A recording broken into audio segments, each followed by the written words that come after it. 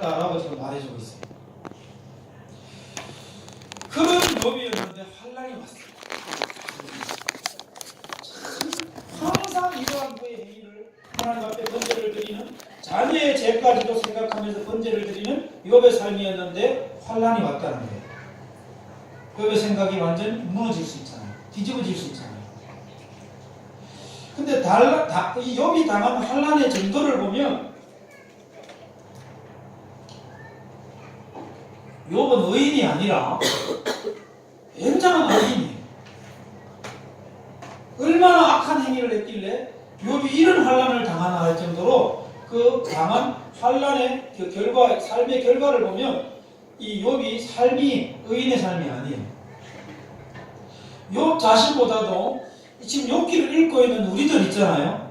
우리들이 어떻게 됩니까? 오히려 그 하나님이 이러실 수가 있습니까? 할 정도로 이해할 수 없는 하나님으로 이 욥기를 우리에게 소개해주고 있어요.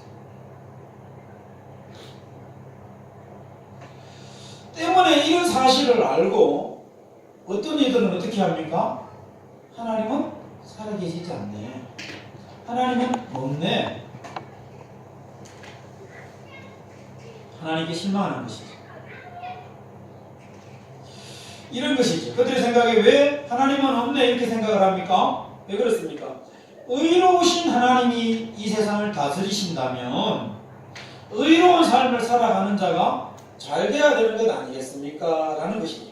이것에 대해서 혼돈이 오니까 아니 정말 의인이 의인의 삶을 살아갔는데 그 결과는 보니까 당한 환란이 당해도 어떻게 이렇게 당할 수가 있을까 싶을 정도의 그런 엄청난 환란을 욥이 당했다고요. 그러니 혼란이 뭐예요? 하나님 그러실 수가 있습니까? 하나님 살아계십니까? 의로우신 하나님이 세상을 다스린다면 이러실 수가 있느냐는 것이죠. 여러분 그가 당한 환란이 어떤 내용인지 아십니까? 우리 다 알고 있지만 1장 13절에서 19절 사이에 보면 처음에 그의 자녀들이 그 마다들의 집에서 음식을 먹으며 포도주를 마실 때에 어떤 사환이 욥에게 와서 이르되 소는 밭을 갈고 나귀는 그 곁에서 풀을 먹는데 서바 사람, 그 이웃 사람들입니다. 갑자기 이르러 그것들을 빼앗고 칼로 종들을 죽였나이다. 나만 홀로 피하였으므로 주인께 하리라 왔나이다. 근데 그가 아직 말하는 동안에 끝나지도 않았어요. 얼마나 몰아치듯이 환란이 왔는가 하면 또 한 사람이 와서 이르되 하나님의 불이 하늘에서 떨어져 양과 종들을 살라 버렸나이다. 나만 홀로 피하였으므로 주인께 왔나이다. 근데 그가 아직도 말하는 동안에, 말하는 끝나기 전에 또 한 사람이 와서 갈대아 사람이 이번에는 새 무리를 지어 갑자기 낙타에게 달려들어 빼앗고, 또 그가 말하는 도중에 18절에 또 한 사람이 그에게 와서 이제 주인의 자녀들이 그들의 마다리 집에서 음식을 먹으며 또 포도주를 마시는데 거친 들에서 큰 바람이 와서 네 집 모퉁이를 치매 그 청년들 위에 무너짐으로 그들이 다 죽었나이다. 나만 홀로 피하여서 주인께 하리라 왔나이다.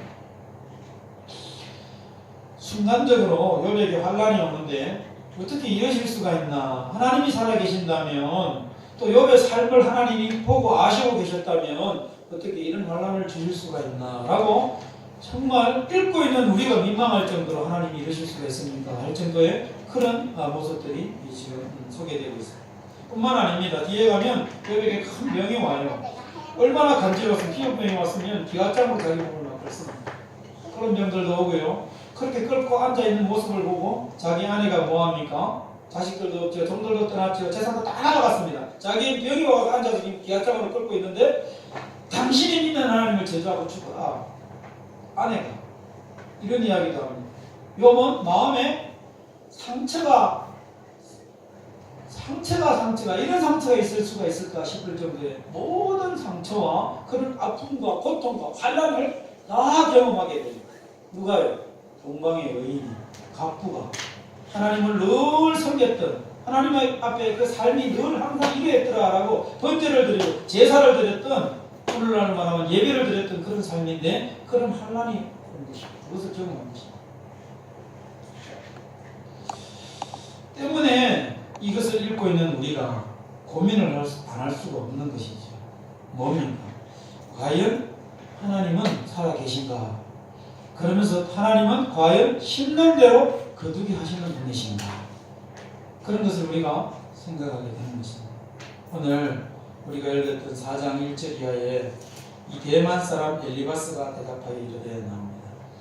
세 친구가 욥의 이런 환경을 보고 찾아와요. 근데 이들이 어떤 사람들인가 하면 오늘 우리 본문에 나오는 엘리바스도 있고요. 또 수아 사람 빌닷이라는 친구도 있습니다. 나아만 사람 소발이라는 사람도 찾아와요. 이들이 와서 7일 7야를 누구 와요? 욥과 함께 해줘요. 그 슬픔 당한 것을 위로해주고 있습니다. 그들의 우정이 남다르다는 것을 우리가 알고 있습니다. 그 중에서 첫 번째 이 누굽니까? 이 대만 사람 엘리바스가 이 욥이 자기가 태어난 것, 나에게 생일이 있는 것에 대해서 저주하는 말들을 끝나자마자 거기에 말을 이어서 이 엘리바스가 이야기를 해요. 아, 내가 왜 태어났어? 차라리 안 태어났으면 좋았을 걸. 얼마나 고통스러웠습니다. 환란이. 그러고 있을 때 입을 딱 열어서 뭐라고 이야기하는가 보시기 바랍니다. 이 엘리바스는 철저하게 신난 대로 거둔다라는 생각을, 그 사상을 가지고 있는 자입니다. 그가 욥에게 이야기합니다. 욥이 고난을 당해서 이 약해져 있는 사람들을 너가 그들을 일으켜주고 힘을 주고 용기를 주고 네가 그러지 않았느냐 하면서 욥에게 이야기를 합니다. 그러면서 뭐라고요? 네가 그런 말들을 해놓고 네가 지금 그걸 당하니까 너답지 않다는 거예요. 욥답지 않다. 예전에 너가 그렇게 환난 당한 자들을 위로해줬던 걸 한번 생각해봐. 3절에서 5절 말씀을 읽었잖아요. 보라, 전에 네가 여러 사람을 훈계하고 손이 늘어진 자를 강하게 하였고 넘어진 자를 말로 붙들어 주었고 무릎이 약한 자를 강하게 네가 도와주었지 않았느냐. 그런데 너의 모습이 지금 이게 웬 말이냐. 그러면서 뭐라고 얘기합니까? 너가 고난을 당한 것은 너의 행위가 사람들이 봤을 때는 그렇지만 뭔가 온전치 못한 것이 있어. 뭔가 부족한 것이 있었어. 2% 부족한 것이 있었어. 그것 때문에 너에게 이런 것이 온 거야 하면서 6절에 뭐라고 이야기합니까? 네 경외함이 네 자랑이 아니냐. 네 소망이 네 온전한 길이 아니냐 하면서 약간 비꼬듯이 그렇게 이야기합니다. 너 그렇게 잘 살았지 않느냐. 하나님 앞에 예배도 잘 드리고 동방의 여인이라 그러고 네가 그런 삶들을 잘 살았는데 너에게 이것이 웬 말이냐. 지금 그런 걸 생각해 볼 때 아마도 네 마음속에 아니면 우리가 보지 못하는 어떤 그런 하나님 앞에 불미스러운 일이, 그런 연약한 모습이, 2% 부족한 모습이 있었을 것이야. 이렇게 이야기하는 것입니다. 오늘 이 시간 이후로 우리는 누군가가 아픔을 겪는다든지 누군가가 또 잘 되지 않는 환난을 당한다든지 예수를 잘 믿는 사람들이, 그런 사람들이 있을 때에 함부로 이야기해서는 안 돼. 네가 뭔가가 죄가 있어서 그럴 것이야. 네가 뭔가가 부끄러운 것이 있어서 그럴 것이야. 이런 정죄 안 됩니다. 우리 그런 거 많이 하잖아요. 속으로 생각하고 말은 안 하더라도 저 분명히 뭔가 캥기는 것이 있을 것이야. 그래서 저런 어려움이 왔을 것이야. 이런 생각조차도 우리는 해서는 안 된다는 것입니다. 인생은요, 누구나 환난 가운데 놓일 수 있고 누구나 이 복된 삶 가운데 나아갈 수도 있어요. 또 어떤 사람들은 이 반대로 뒤집어서 생각해 보면 왜 그런 사람이 있잖아요. 장로쯤 되면 교회에서 반드시 부자가 되어 있어야 돼. 하나님의 복을 누리는 자가 장로야. 만약에 장로임에도 불구하고 하나님의 복을 누리지 못한다면 저 장로는 나이롱 장로야. 이렇게 생각해서도 안 된다는 거예요.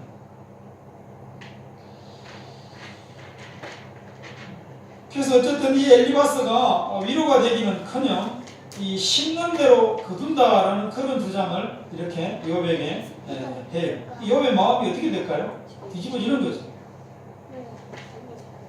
7절 8절에 뭐라고 얘기합니까? 생각해봐라 이러면서 이야기합니다. 죄 없이 망한 자가 누구이냐? 정직한 자의 끝이 끊어짐이 어디 있느냐? 내가 보건대 악을 밭갈고 독을 뿌리는 자는 그대로 거두나니.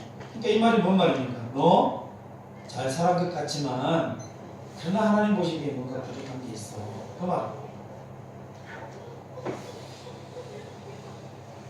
엘리바스가 어떤 사람인지 아십니까? 오늘 우리가 읽지는 않았지만 5장 27절을 마지막에 한번 보시면 5장 27절에 봅니다. 그 보면 그는 우리가 연구한 바가 이와 같으니 너는 들어보라 이렇게 이야기해요. 이런 것을 통해서 볼 때 이 엘리바스는 이 말씀을 굉장히 연구했던 점, 하나님에 대해서 고민했던 점, 우리가 연구했다는 겁니다. 오랜 기간 사색하고 연구에 있어서 내 나름대로 얻은 진리야. 이 진리대로라면 너는 뭔가 부족한 것이 있어. 이렇게 이야기하는 거죠. 그러면서 이 엘리바스가 어떤 사람이냐? 상당히 영적인 사람이었어. 4장 15절에 보십시오. 오늘 말씀을 이해해보면 그때 영이 내 앞으로 지나매 내 몸에 털이 타였느니라. 이런 말씀들을 그가 해요. 이런 경험들을 했다라고 해요. 신비적인 경험을 했다는 거예요. 무슨 이야기냐? 엘리바스는 말씀도 잘 알고 있는 사람이요, 신비적인 경험도 했던 자입니다. 그랬던 그가 내린 결론이 뭡니까? 심는 대로 거둔다. 그런데 네가 앞에 뭐를 잘 못 심었기 때문에 너에게 뭐가 왔다고요? 환란이 온 거야. 이렇게 결론을 딱 내면서 이 욥에게 이야기를 했던 것이죠. 여러분들 2018년도 많이 심으셨습니까? 여러분 나름대로 많이 수고했습니까? 수고한 결과가, 열매가, 또 심은 그 열매가 여러분들이 생각하는 그런 열매대로 그대로 다 거둬졌습니까? 소출하셨습니까? 생각해보면 그러지 않은 경우가 많아요. 내가 기대했는데 어떤 사람과의 관계에서 무너지는 경우도 있어요. 나는 잘해줬는데 상대는 그러지 못한 경우가 있거든요. 이것이 뭡니까? 심었는데, 나는 심었는데 결과는 그렇지 않더라는 거죠. 있을 수 있어요. 나는 열심히 노력하고 일을 빗땀을 흘렸는데 회고 통지를 받아요. 있을 수 있습니다.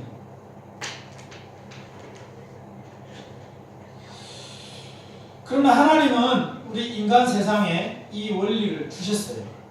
말씀도 하셨고요. 자연계는 어땠습니까? 자연계는 말 그대로 심는 대로 거두어요.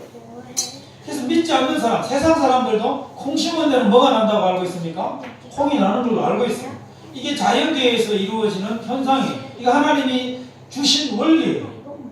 이 세상을 창조하시고 하나님이 주신 원리가 심는 대로 거두는 거예요.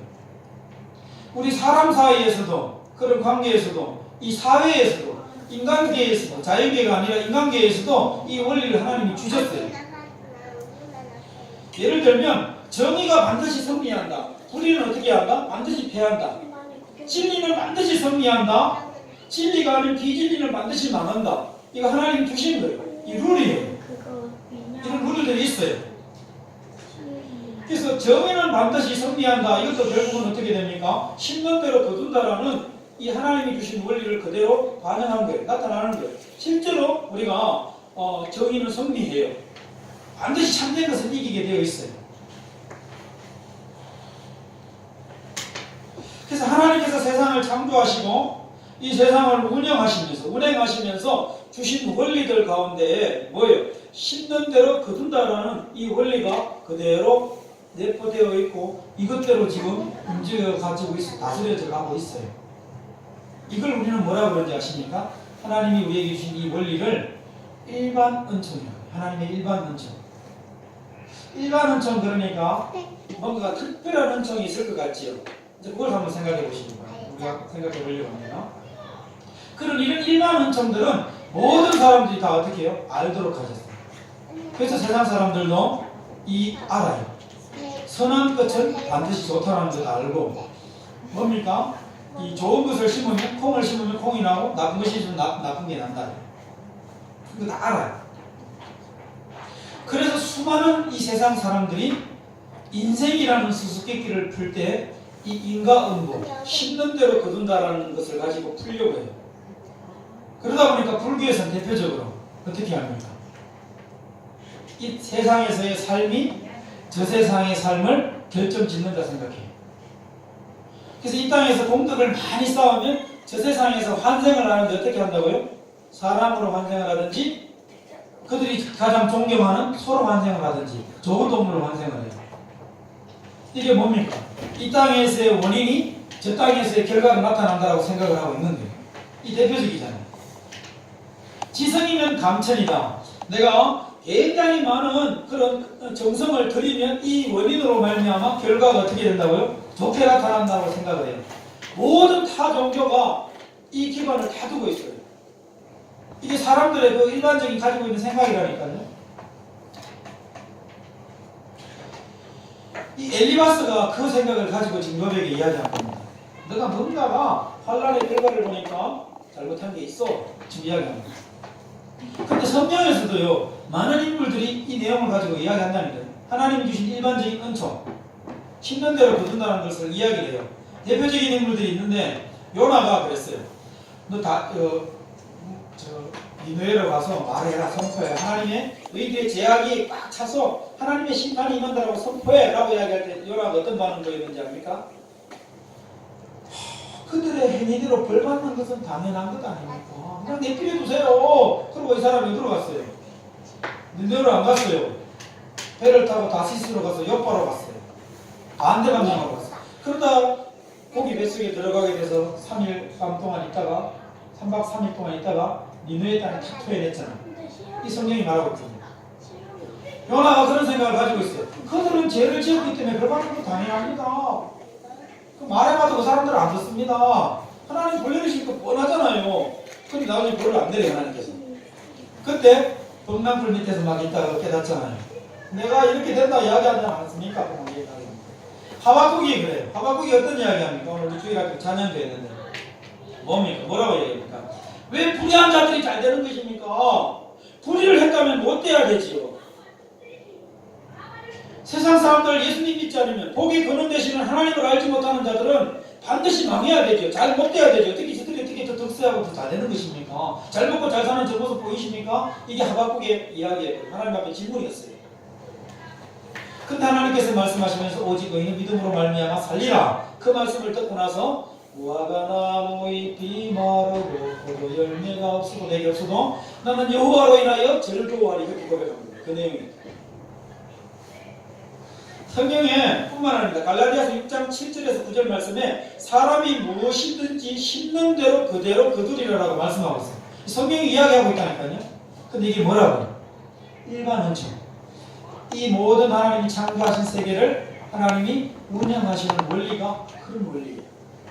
이 원리를 우리 무시하자는 것 아닙니다. 그러면서도 오늘 지금 나누려고 하는 요 이야기입니다. 아니야. 그런데 그럼에도 불구하고 뭡니까? 한편으로 성경은 심지 않은 데서 거둘 수 있다라는 것을 이야기해요. 출애굽한 백성들에게 하나님이 어떤 말씀을 주시는지 압니까? 내가 너희들에게 율법을 주고 그것을 잘 지켜 행하면 너희들이 심지 않은 과실을 먹게 되고 너희들이 짓지 않은 칩을 얻게 되리라. 이렇게 이야기하십니다. 심지도 않았는데 뭔 과실을 얻어요? 짓지도 않았는데 어떻게 칩을 얻어요? 이 하나님이 특별한 은혜. 신약에 와서는 어떤 대표적인 말씀이 있는지 아십니까? 믿음으로 말미암아 의롭다함을 얻으리라. 어떤 수고나 행위가 아니라 노력이 아니라 우리의 믿음이 있음으로 말미암아 우리가 구원을 얻으리라. 의롭다 칭함을 얻으리라. 이렇게 신약에서 이야기해요. 이거는 심는 대로 거둔다는 원리에 안 맞죠. 심지 않은 데서 거두는 거잖아요. 심지 않았는데 짓지 않았는데 칩을 얻잖아요. 내가 수고하지 않고 노력하지 않았는데 공로가 없는데 공덕을 쌓아지 않았는데 내가 천국을 간다, 구원을 간다? 이거 세상 사람들이 생각하는 거와 다르잖아요. 일반적인 룰이 아니잖아요. 이걸 뭐라고 해요? 특별한 룰이, 특별한 룰. 하나님의 특별한 은총이라고 해요. 이걸.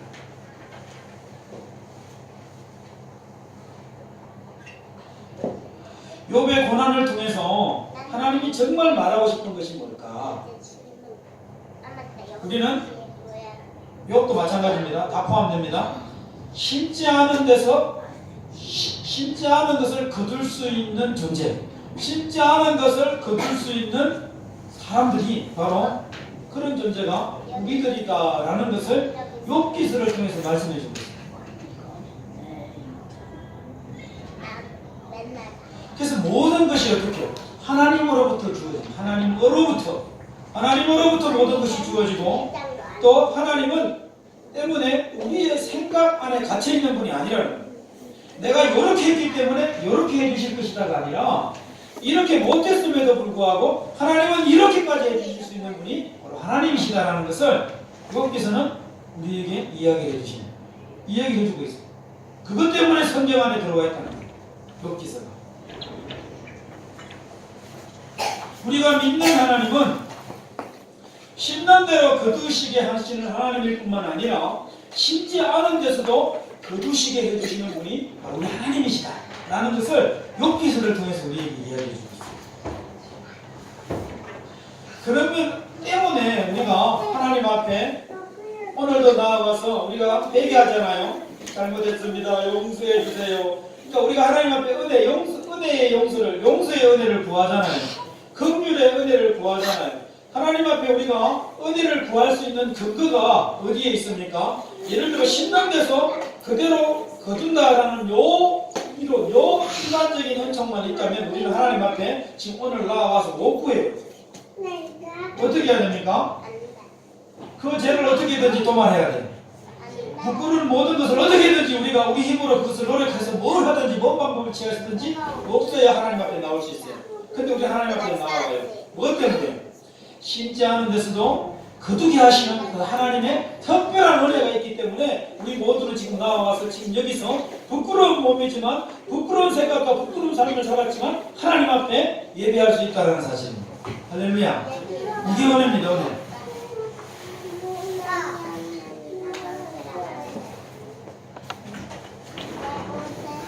우리가 만약 천국을 간다고 우리 다 천국 갈 줄로 믿지요? 근데 그 천국 갈 어떤 천국에 갈 결과, 천국이라는 그 결과가 우리가 심는 것으로 인해서 나타나는 결과라면 우리가 뭔가 삶을 통해서 뭔가가 잘 해야만 우리에게 얻어지고 추구되어지는 그런 결과라면 우리는 틀림없이 부족합니다. 한량없이 부족해. 근데 우리는 부족함에도 불구하고 천국에 간다고 다 믿고 있어요. 뭡니까 이것이? 심지 않았지만 하나님의 특별한 은총으로 하나님의 특별한 은혜로 우리가 다 어떻게 돼요? 천국은 삶을 소망하면서 천국을 기대하면서 살아가고 있는 거예요. 이 하나님의 은혜인 줄 믿습니다. 서두에 말씀을 마칩니다. 서두에 2018년도를 마무리하면서 지금까지 살아오면서 인생은 나에게 과연 정당했는가 공평했는가 이런 거 생각해보자 그랬어요. 내가 수고한 만큼 나에게 대가가 따라왔고 내가 수고한 만큼 나에게 주어졌는가 내가 누리고 있는가 이런 것에 대해서 생각해보자 그랬어요. 하나님은 정말 공평하신가 이런 거 생각해보자 그랬어요.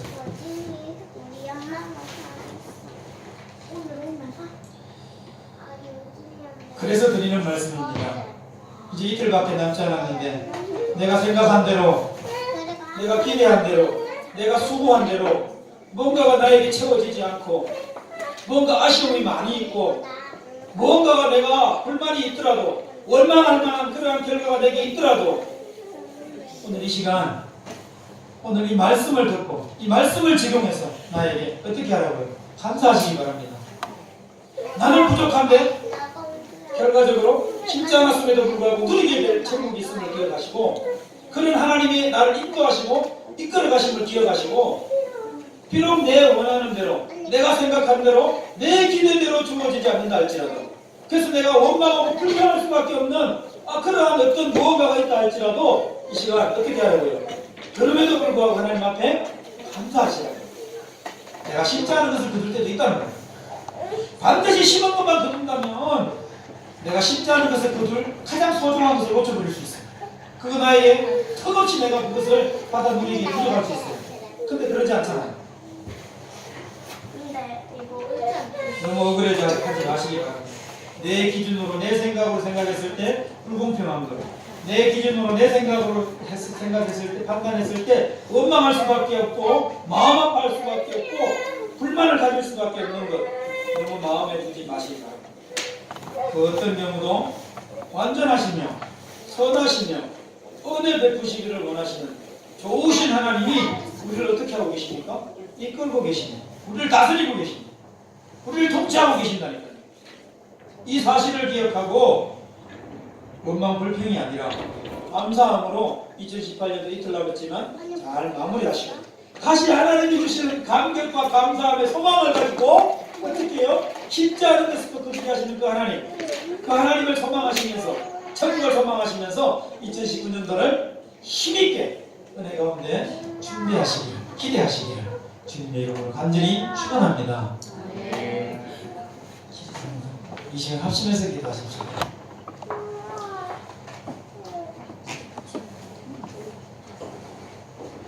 지난 한 해를 돌아보며